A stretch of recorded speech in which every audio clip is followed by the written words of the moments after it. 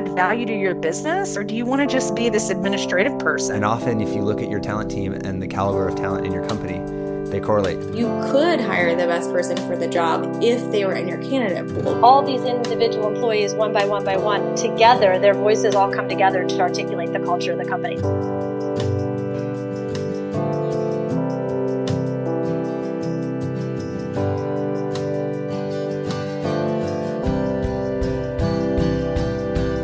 This is hiring. Hiring on all cylinders. Good morning. Hello again, my sweet, wonderful recruiting darlings. Rob Stevenson here once more for Hiring on All Cylinders, and we are surging forth with undaunted resolution from the floor of the ERE Recruiting Conference in beautiful San Diego, California. And this morning, I am joined by another wonderful guest. He is the VP of Talent Acquisition for Intuit, Nick Mailey. Nick, so glad I could meet you and you could be here. It's a pleasure. Thank you for having me. Very excited. So I guess before we dive into it, I'm just kind of curious, like on a high level, what you're working on right now. What's sort of keeping you up at night? Sure. Well, let me set a little context and then dive into it. I would initiate it sort of a new vision for our talent acquisition organization. We call it Recruiting is Done, and it's really eliminating sort of the bureaucracy that goes into recruiting, from creating requisitions, gaining approvals, going through the process of identifying and interviewing talent. So that's sort of what's behind it. But if I set sort of context around what major trends are and what it's presented us with is a significant opportunity. And so the context is that there are significant trends in social, mobile, cloud computing, and then of course the rise of big data. The convergence of a lot of these new trends has given us new opportunity to, I think, try new things. And it's a new frontier for talent acquisition in particular. And we're looking at, new ways to leverage that technology so that we can get ultimately better outcomes for our customers. And so when I talk about the trends, the social, mobile, there's a new expectation for many of the customers that we serve, so our hiring managers, right? Which is they're always connected. They want to be able to do things using either tablets or their phones.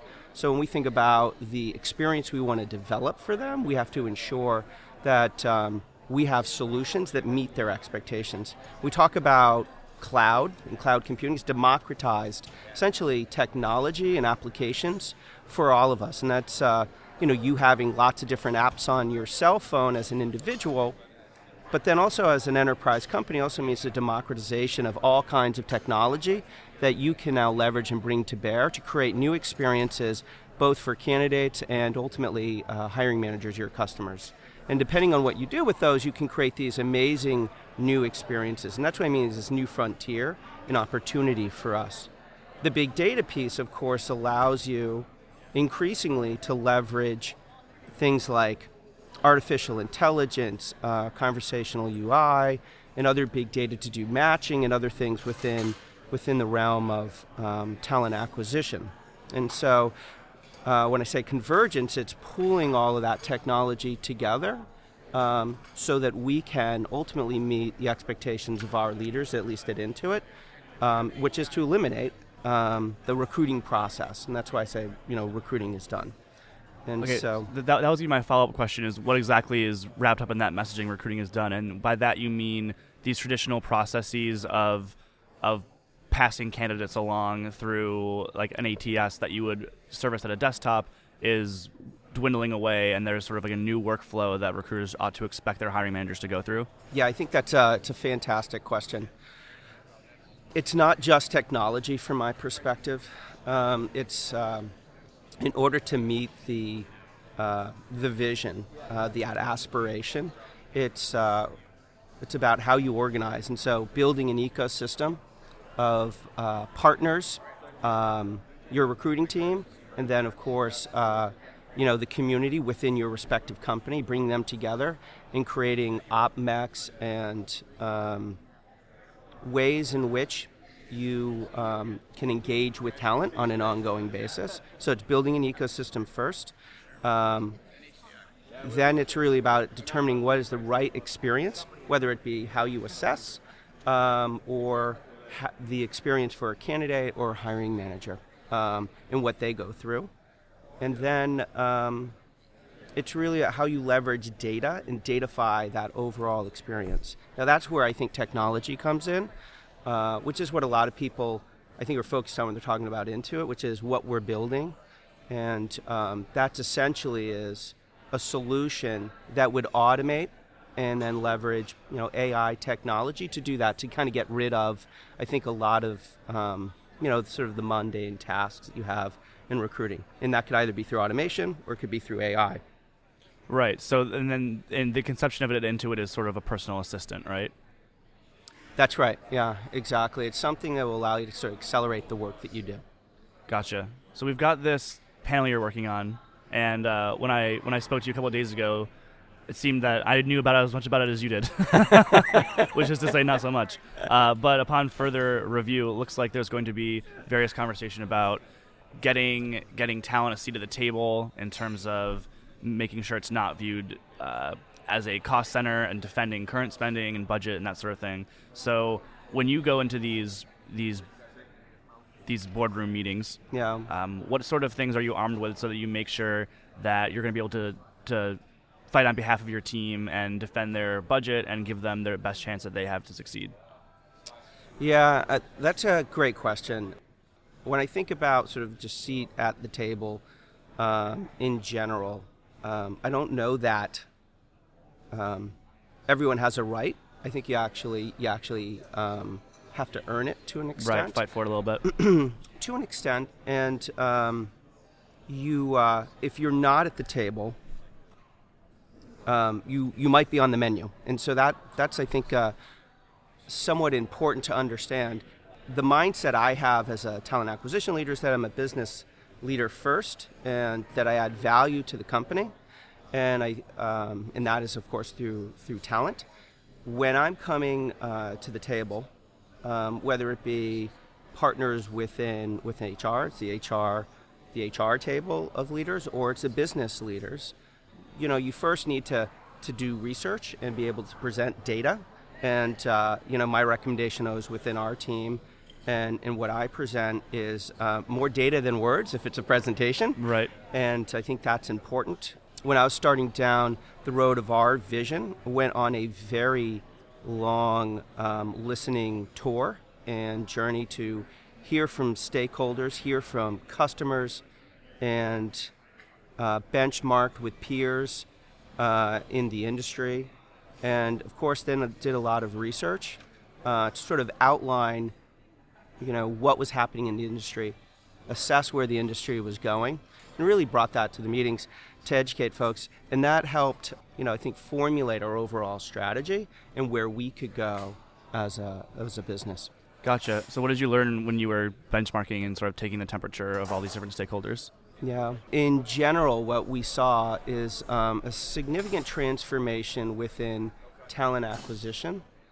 The way in which, and I talked about the trends initially, so it starts with the way people are interacting, it's the way people are finding work, it's the way you're attracting top talent is changing, and it's changing fairly rapidly. At the same time, technology is evolving rapidly. And that was pretty informative in the way we started thinking about what we could do. And so this, social, always connected, sort of changed sort of the old sort of, for us, process of you have a recruiter, he gets a requisition, he looks through whatever database, and then reactively reaches out to individuals.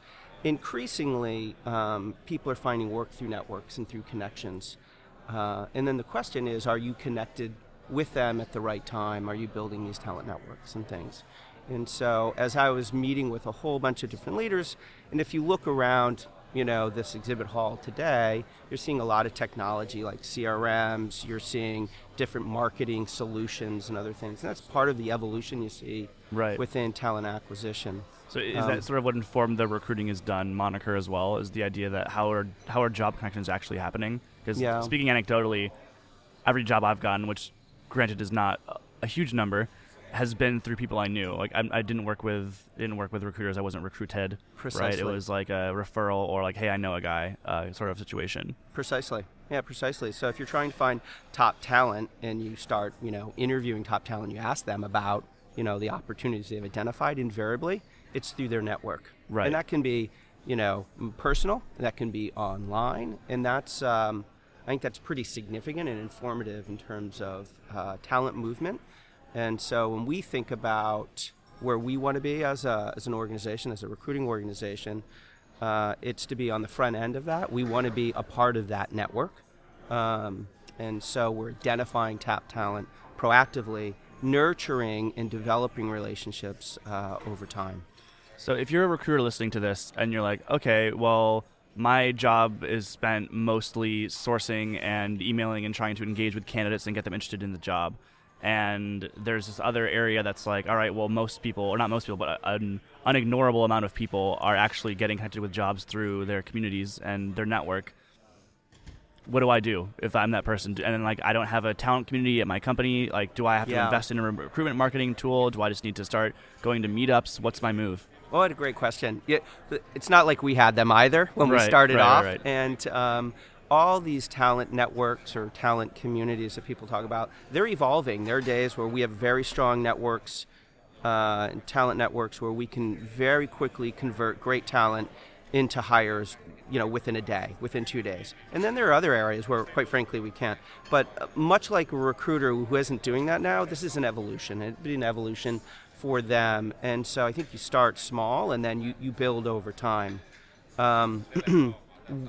We have spent a lot of time with our recruiters and getting them to change their behavior so that they'll focus on the network, spend time literally developing a network, creating content, events, design competitions to keep them engaged. But you have to balance short and long. Right. And so if you don't have a network, what you want to first do is sort of formulate, what do you want? What is the ecosystem?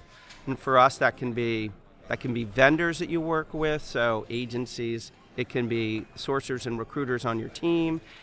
Invariably, it's the equity you already have within the organization, which are the managers, right? Who they can also build content for you, but they also have the network, so they can do referrals. So you need to ultimately pull all those folks together, external partners, internal partners, and that's what we've done for each of our functional areas.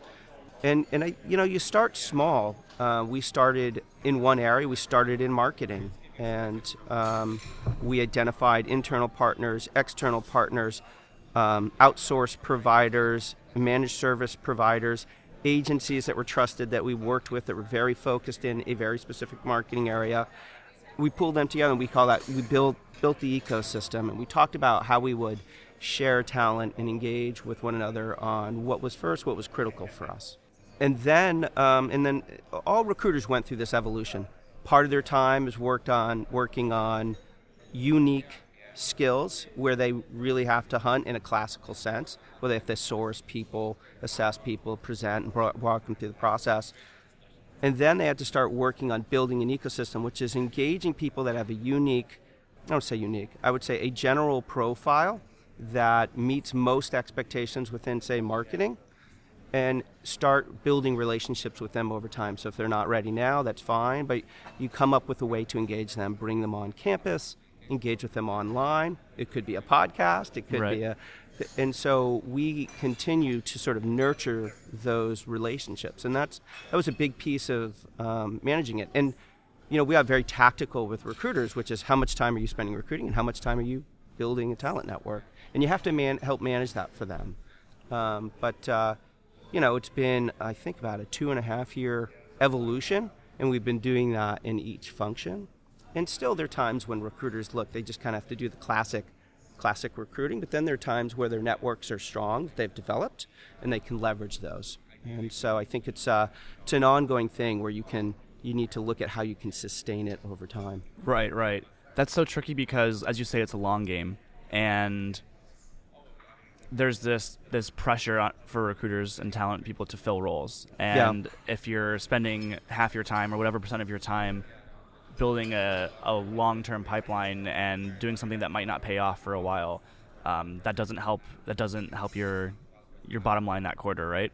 So that's, I guess, on you probably to defend that whole process to anyone else in the organization. 100% right. So it's ultimately on TA leaders to remove barriers and effectively, I would say, manage the team so they're thinking about short and long.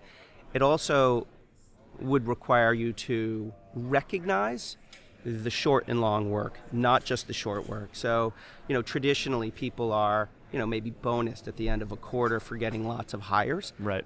That might not be the way to go. In fact, what you might want to recognize is the work that they've done around creating a community. So hosting a hackathon, hosting something online like a podcast or a chat on Facebook to pull that together. And so what we've been doing is reevaluating the recognition systems that we have, right, which help tailor the behavior within an organization. Of course, right.